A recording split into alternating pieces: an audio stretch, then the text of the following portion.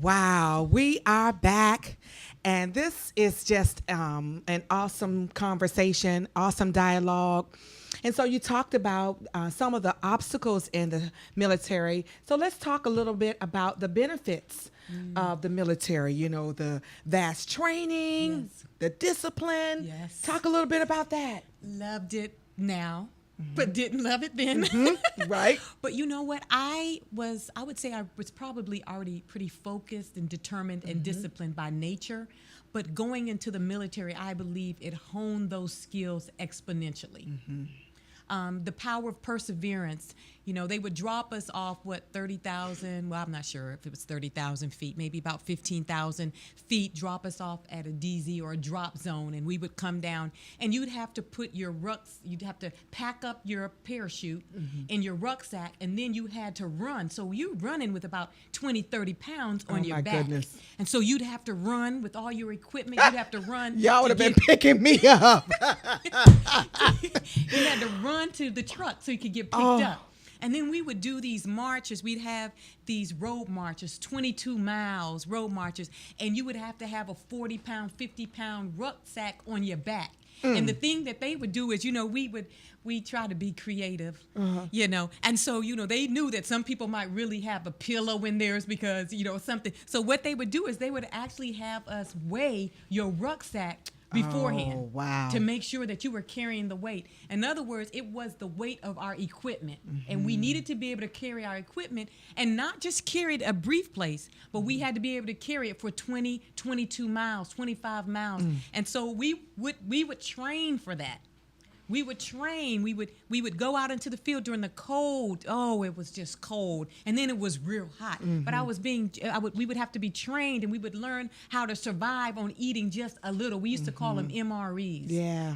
Meals made ready. And so we would eat these MREs. All of that gave me the perseverance. All of that taught me how to be determined. All of that showed me that if I make up in my mind to survive, I can survive. And so when I look at the positives, I'm grateful for the training, the boot camp training, having people coming and hollering in your face. And I remember at the time I was in training with some of the ladies, some of the girls, and they would, I can't take it. And I was like, did y'all hear me? I'm already turning around. I'm like, did you get yelled at when you were growing up? And they said, yeah. I said, pretend like that's your mama yelling. And what did you do? They said, I ignored her. I said, well, ignore them. Right. When they say, hear me? There I am. Illumination. I'm going to give you a whole perspective. I said, learn to ignore that. Never knowing that God would have me go to churches.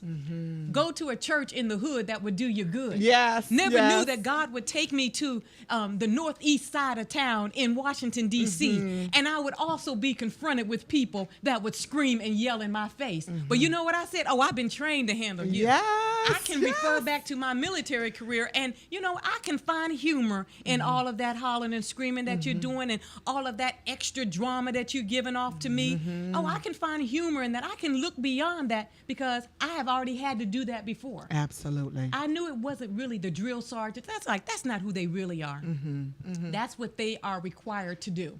And that's what I use even in the church. I've had to tell people down through the years as I was growing in God and growing in the church and the church growing in me. Yeah. I believe that God allowed me to be trained in those boot camp years, so that when I got into the church and I was confronted or handled in certain ways, or when I got into the community and I was confronted and handled in a certain way, when I got into corporate and when I got into the federal government, I wasn't just going to give up and quit. No, I've been trained to handle you. Yes. So when you get finished with all of that, I'm going to still be standing because I can relate back to my experiences, whether it was in boot camp, whether I'm carrying a heavy load. I had to carry some heavy load. Yes. I had to walk some long miles. And you know what? And I couldn't quit. Yeah. And so that's my whole mantra, how I've been able to take some of those negatives. I'm a champion for darkness and that for overcoming darkness. That's my illumination strategy, and I say, you know what? That's what I am all about. I am here. I believe that the calling of God on my life is to positively inspire, influence, and impact people in such a way that they will live more resilient and more purposeful lives. And the goal behind that is, I know that you've probably been knocked down, but guess what? You can get back up again. Absolutely. Oh, yes. Yes. You don't have to go out like this, but it's going to start with a decision. And that goes back to what you said. That training taught us that you had to have a certain mindset.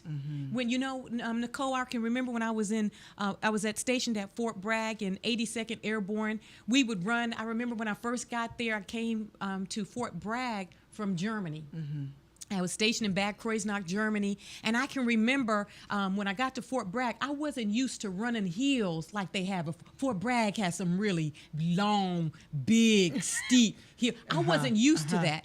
But you know what they used to do? The fellas in my group, my platoon, what they would do is when I would start to run up that hill and I would start to get weary, like I couldn't make it up, there would be one of the guys. Typically it was a guy, because quite honestly, it was 17,000 men and only 250 women who were in 82nd at the time.